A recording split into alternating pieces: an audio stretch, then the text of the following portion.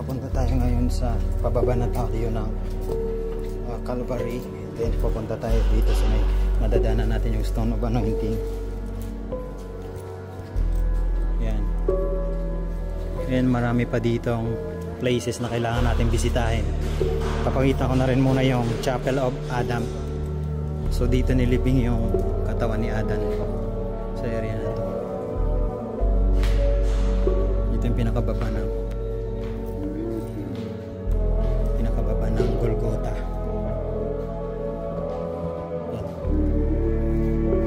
Yan. Chapel of Adam.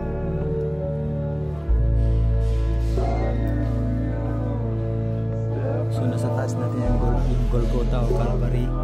Ito yung pinakababa niya. So nandito yung pinakaano ng cross sa baba.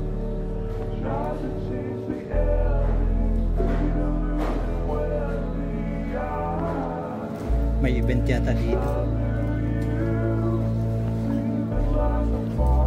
So papakita ko yung pinaka Tomb of Jesus, Stone of Anointing.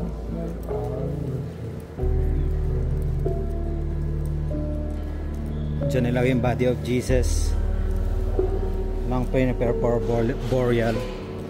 So ngayon, ito naman bawal na kasi cellphone dito. Ito yung pinaka Pedicule Tomb of Jesus dito sa Church of the Holy Sepulchre. May 1, 2024. Ito yung sitwasyon dito sa Church of the Holy Sepulchre sa Tomb of Jesus. Hindi tayo makapasok dyan na may cellphone kasi may mga pare na nagbabantay. So balikan nyo yung pinaka last yung libingan ni Jesus video ko kasi nakapasok ako dyan na dala ko yung cellphone by chance. So ito yon.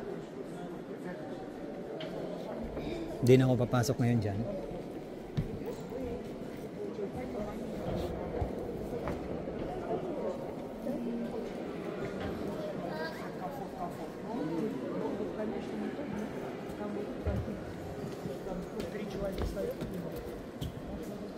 And marami pang mga churches dito sa loob. So mag-focus muna tayo dito sa Tomb of Jesus.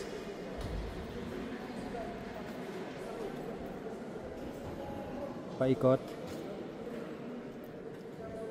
And marami pang baba dito.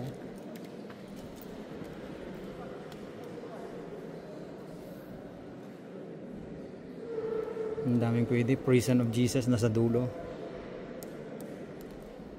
Grabe. So nasa loob, no? Tuturo ko sa inyo yung pinaka place ng tomb. Ito lang. Nasa likod lang ng pader na to yung Tomb of Jesus.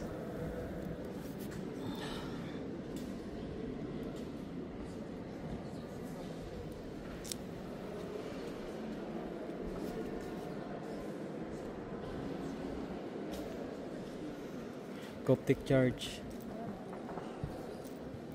So dito ang mas dito is Aramaic, yung language speak by Jesus sa area na to.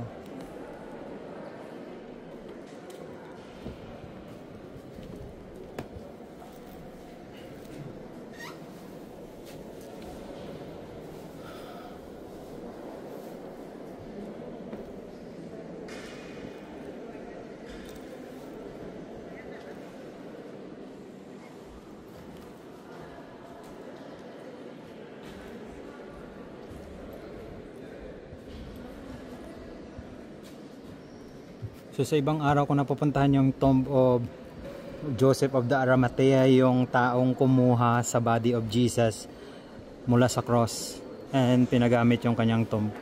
So nandun lang sa likod ng Coptic Church.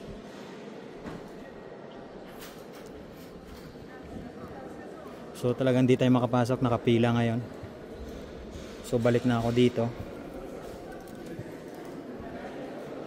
Marami pang pwedeng ikutin dito kaya lang wala na akong time. So hanggang dito na lang muna tayo dito sa Tomb of Jesus, Stone of Anointing once again. Diyan ko nilatag kanina yung mga rosary. Hindi ko lang mabidyo kasi walang magbibidyo sa akin or magpipicture kasi dami ding nakapila. Hindi rin pwedeng maglatag ng sobrang dami. So Mount Calvary, Golgotha. And mag-i-exit na tayo. And ito yung pinaka outside view niya. So dito yung dating entrance ng Calvary pero nilipat na dito sa loob, sa may hagdan.